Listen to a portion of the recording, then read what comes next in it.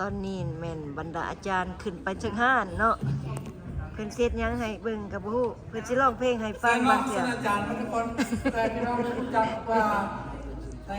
ปีนี้มีอาจารย์ของพวกเราจากที่ต่างๆของวงหลายกันไหน อ๋ออันนี้เป็นบรรดาอาจารย์เนาะอาจารย์วอนเพิ่นเอิ้นขึ้นไปเนาะบรรดาอาจารย์มาจากต่างรัฐต่างประเทศ ดังที่พี่น้องได้เห็นเนาะอาจารย์ของพวกเราก็ มาแต่หลายบ่อนเนาะขอบคุณพระเจ้า ลงหาซิปนี้ไปเลยลงหาซิปนอกจากอาจารย์เป็นกูอาจารย์ในวงเขาหาซิปมา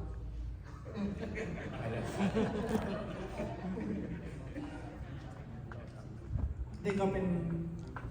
กลุ่มของเสียพิบาลในสกลพวกเราเนาะมีรายงานด้วยกันดังที่พี่น้องได้เห็นแล้วหลายคนในพวกเราก็50แล้วเวลาลงกันกับบางคนก็หลายคนก็บางคนก็บอกว่าโอ้ไปเล่นท้ายแล้วอะไรอย่างนี้แต่ว่าขอบคุณพระเจ้าที่เขาเห็นว่าหลายคนก็ได้เก็บจะน้องแต่ก็ยังบริเวณท้ายเนาะยังสืบต่อคำใส่พระเจ้า เอเมน เพราะก็มีความดีใจที่มีโอกาสมาลงประสบเขาแล้วก็อยากประพรหลายอย่างมากโดยส่วนตัวก็อยากประพรจากพี่น้องหลายคนที่ได้นำผมพูดคำสอนแล้วก็ประสบการณ์มาแบ่งปันกับพวกเขาเนาะสำหรับข้าพเจ้าเป็นส่วนตัวแล้วการมีโอกาสมาร่วมในเป็นนามพ่อตาพี่น้องก็รู้สึกว่าคุ้มค่าเลยเนาะ เอเมน เพราะว่าถ้าเรามีโมบายกันนี่ค่ะหาโอกาสจะพบกันยากเนาะบางที10 ปี20 ปีก็บ่ได้มีโอกาสพบกัน แต่เรามีโอกาสมาพบกันทุกปีแล้วก็มีโอกาส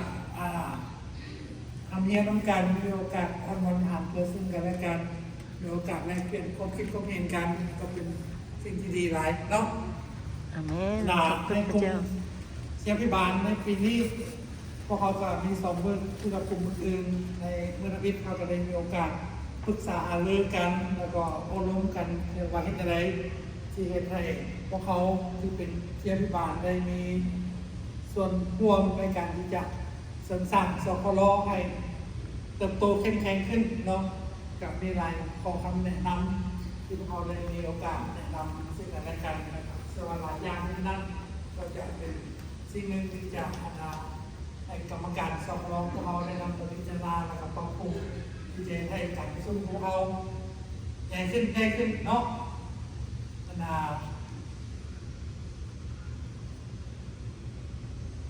เอาเสื้อมาพระเจ้าจะทรงนำให้พวกเขาได้มีพี่น้อง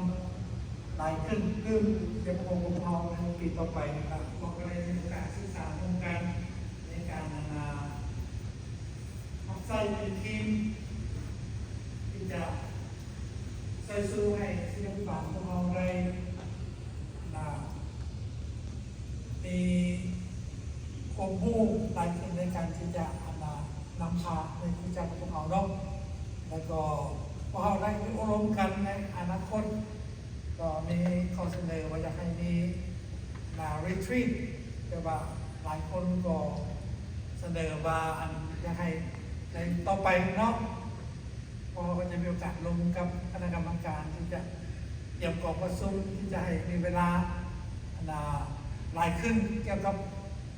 กรมเชียร์พิบาลเพราะว่าเขาอยากจะใส่ในเวลาเขาประชุมแต่ละปีนั้นเป็นการเป็นโอกาสรีทรีตสำหรับเชียร์พิบาลเลยแล้วก็พวกเขาก็มีข้อเสนอว่าอยากจะให้พิเศษแต่ว่ามีหลายคนก็ให้ความคิดเห็นว่าเอามีเวียกหลายมีภาระหลาย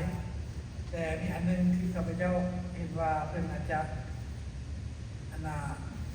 ให้ความคิดความเห็นที่จะเห็นในนั้นก็ได้เพราะว่ามีหลายคนในพวกเขาที่เป็นอาจารย์ก็ต้องเป็นขอวีซ่าแล้วเนาะอันเมียบอกวีซ่าให้ก็ได้มาเลย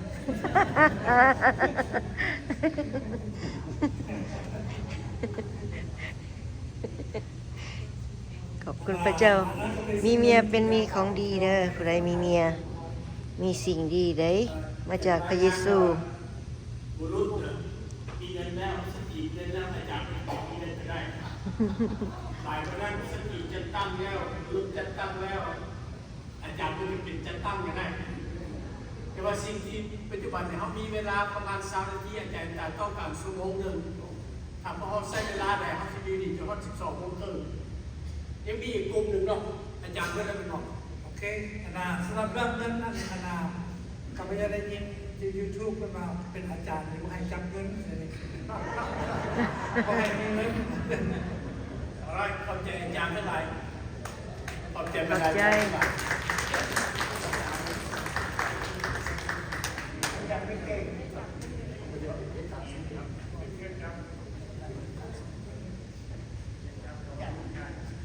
พี่เกศขอโทษนะคุณตักในนามคอยเป็นประธานศิษยาภิบาลและภรรยาอยู่ที่องค์กร ULSB ด้วยในนายเขตเราสะเทือนแบบที่ขอเชิญแก้วหาวนขึ้นมานี่แหละ